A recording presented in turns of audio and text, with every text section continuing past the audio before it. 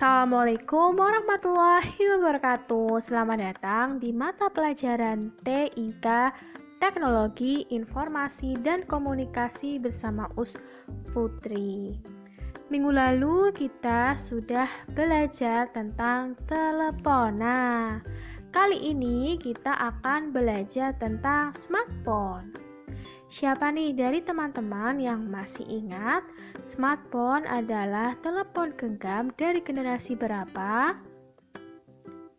Yap, betul sekali. Smartphone adalah telepon genggam dari generasi keempat atau 4G.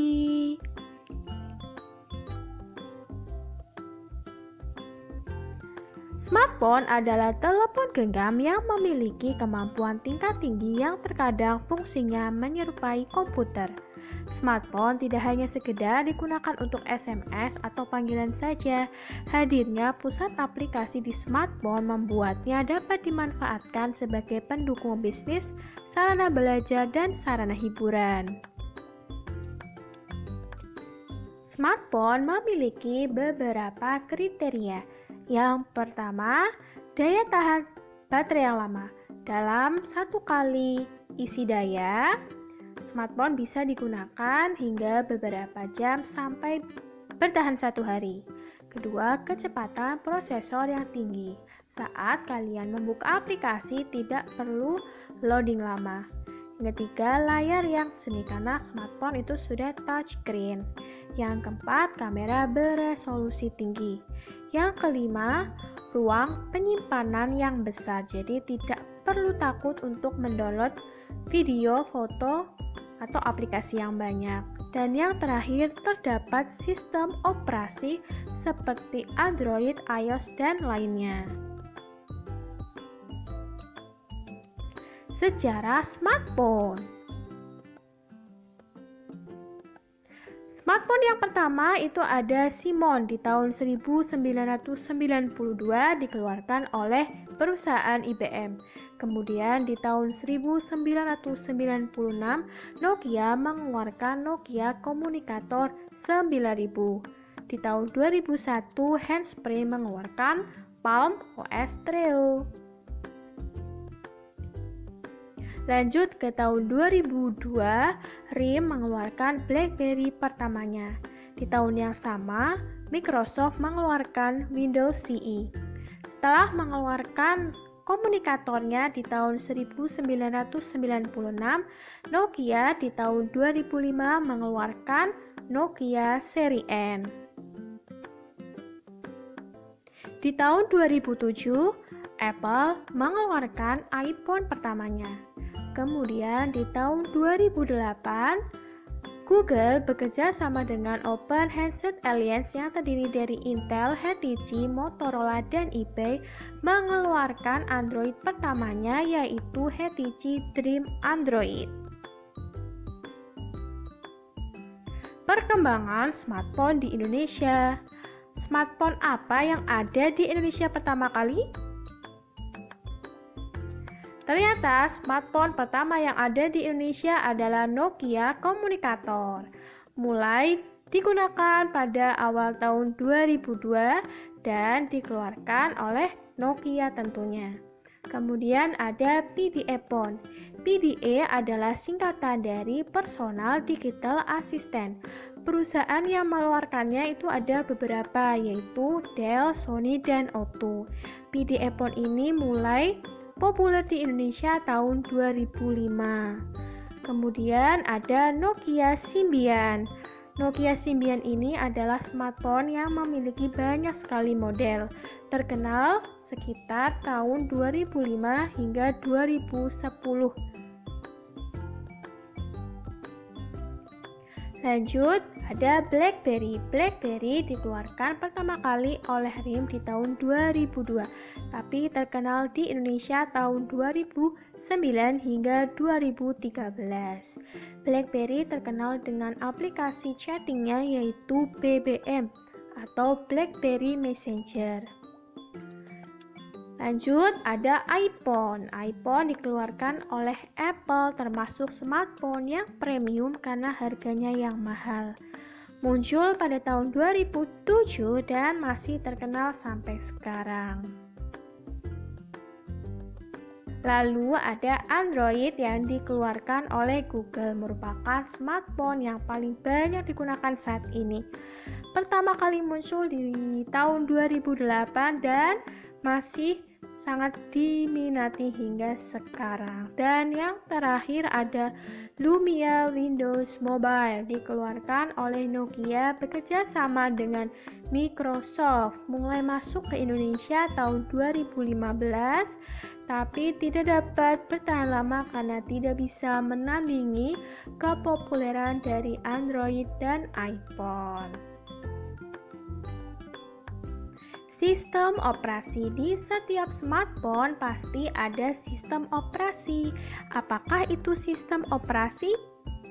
Sistem operasi adalah perangkat lunak utama yang melakukan manajemen dan mengontrol perangkat keras dan aplikasi-aplikasi di telepon agar bisa berjalan dengan stabil dan konsisten. Jadi intinya sistem operasi adalah mesin penggerak yang ada di smartphone. Kalau di smartphone tidak ada sistem operasi, maka smartphone tersebut tidak bisa digunakan. Contoh-contoh dari sistem operasi itu ada Android, iOS, Symbian Operating System, BlackBerry, Windows Phone, Palm, Bada, Tizen, dan Ubuntu. Kemudian kita akan membahas tentang sistem operasi yang paling banyak digunakan saat ini, yaitu Android dan iOS. Sistem operasi Android. Android merupakan sistem operasi populer yang diciptakan oleh Google dan bisa digunakan oleh berbagai pabrik smartphone seperti Samsung, Oppo, Vivo, Asus, dan masih banyak lagi. Diluncurkan pada 28 September 2008. Android memiliki kelebihan dan kekurangan. Kelebihannya yaitu 1. Merupakan sistem operasi open source atau terbuka. Jadi penggunanya bisa melakukan apa saja di sistemnya, bisa menambah, mengurangi, atau bisa update sistem sendiri. Yang kedua, mendukung layanan Google. Android itu sudah otomatis terhubung dengan layanan Google seperti Gmail atau Google Map. Kemudian dapat dipakai di berbagai macam media, tidak hanya smartphone, bisa juga digunakan pada tablet, notebook, GPS, smart TV, dan masih banyak lagi. Dan yang terakhir, perangkatnya memiliki harga yang beragam, dari yang paling murah hingga yang paling mahal. Kekurangannya yang pertama itu ancaman virus lebih banyak. Kedua, update Android tidak langsung tersedia untuk setiap perangkat karena bisa digunakan ke berbagai perangkat, update-nya tergantung perangkatnya masing-masing. Ketiga, boros baterai. Dan yang terakhir, aplikasi yang berkualitas itu masih sedikit. Sistem operasi iOS.